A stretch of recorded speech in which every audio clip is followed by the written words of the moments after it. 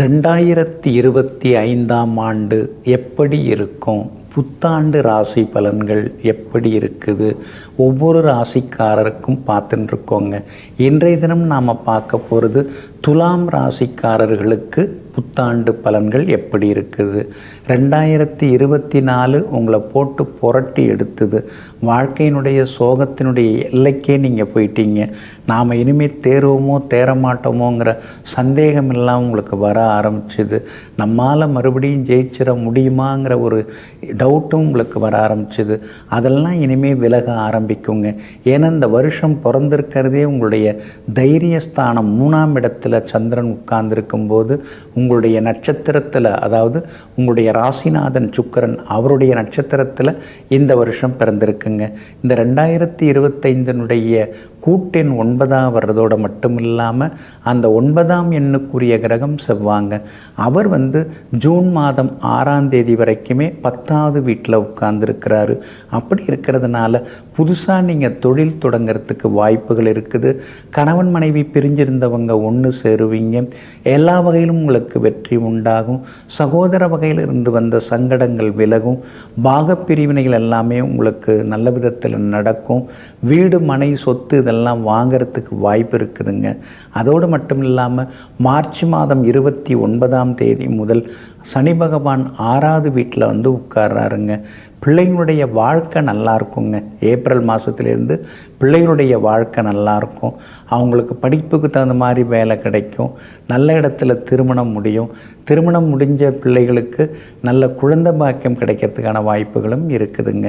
அவங்களுக்குள்ளார இருக்கக்கூடிய சின்ன சின்ன மனக்கசப்புகள் எல்லாமே சரியாகி ஏப்ரல் மாதத்திலிருந்து பிள்ளைகளால் உங்களுக்கு சந்தோஷமும் மன நிம்மதியும் சேருங்க.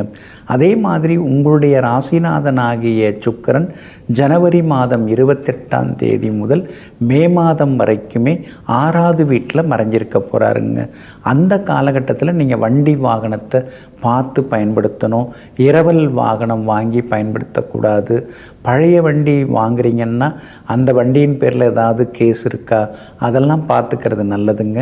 அதே மாதிரி சுக்கிரன் உங்கள் ராசிநாதன் 6வது வீட்டில் மே மாதம் வரைக்கும் மறைஞ்சிருக்க போகிறதுனால வீடு சொத்து ஏதாவது வாங்கினார்தா மூலப்பத்திரத்தை கொஞ்சம் பார்த்து சரி பார்த்து வாங்குங்க.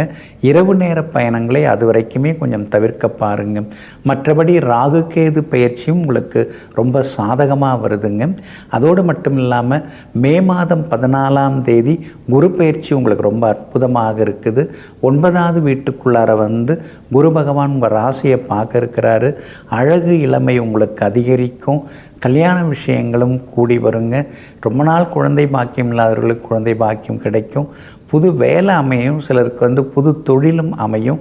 அந்த மாதிரி குரு பகவானுடைய பயிற்சியும் உங்களுக்கு சாதகமாக இருக்குது. மே 18ஆம் தேதி முதல் கேது உங்களுக்கு ஆதரவாக உட்கார்றாரு 11ஆம் இடத்துல. அதனால் வியாபாரம் ரொம்ப விறுவிறுப்பாக இருக்கும். திடீர் லாபத்தையும் நீங்கள் எதிர்பார்க்கலாங்க. உத்தியோகத்தை பொறுத்த வரைக்கும் இந்த வருஷம் உங்கள் கை ஓங்கி இருக்குங்க. முடிஞ்ச வரைக்கும் சிலர் சொந்த தொழில் செய்கிறது தான் வாய்ப்பு இருக்குது. சிலருக்கு வேறு இடத்துல நல்ல நிறுவனத்தில் அதிக சம்பளத்துடன் கூடிய வேலை அமையறதுக்கான வாய்ப்புகளும் இருக்குதுங்க. அடுத்தடுத்து குடும்பத்தில் சுப நிகழ்ச்சிகள் நடக்கும். புது வீட்டில் சொந்த வீட்டில் போய் கிரகப்பிரவேசம் பண்ணிவிட்டு குடியேறக்கூடிய வாய்ப்புகளும் உண்டுங்க.